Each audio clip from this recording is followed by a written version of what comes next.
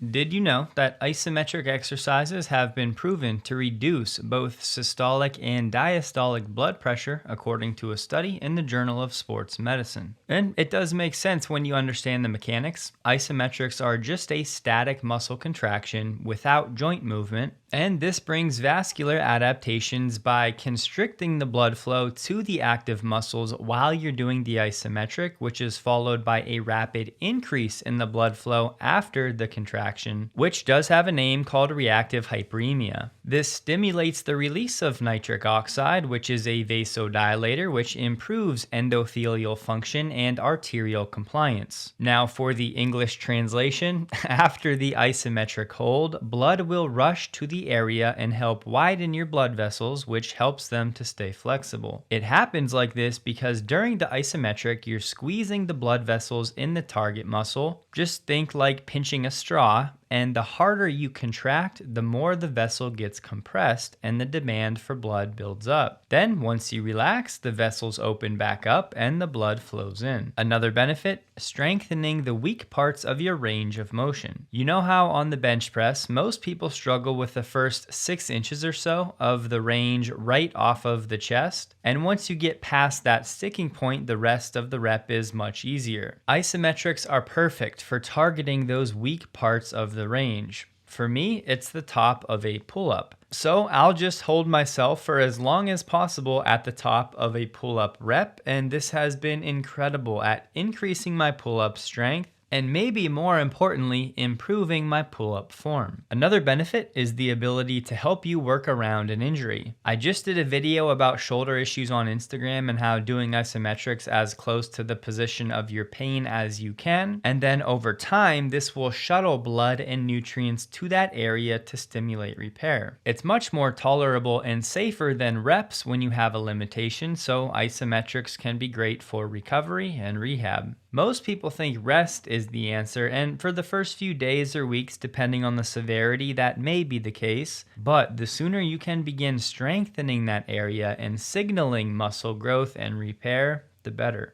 Another slept-on benefit is mobility. When you do isometric holds toward the end of your range of motion, this will help unlock a greater range of motion. You guys loved the horse squat video, and the more often you do that and progressively get deeper into the squat, the more mobility and strength you will develop. So as you do isometrics, incorporate positions that are close to the end of your natural range of motion to improve your mobility. And these benefits haven't even touched on endurance, building muscle, positional strength, joint health, or warming up a lot faster. I know plenty of people still sleep on isometric holds to build muscle, but I've used them as a staple for years, both as a way to warm up quickly or to finish a set. Because once you can't do another full rep with whatever you're doing, you'll still be able to hold an iso for a few seconds to really break down that target muscle and drive hypertrophy. So isometrics are an incredible tool that everybody should be incorporating, whether you use them as a way to warm up, to burn out, or to run an entire workout with, weighted or unweighted. Just experiment and find what works for you and find what you enjoy. And everyone loves progressive overload, and this is one of the easiest things to gamify. Remember, progressive overload can be with weight, but it can also be with time,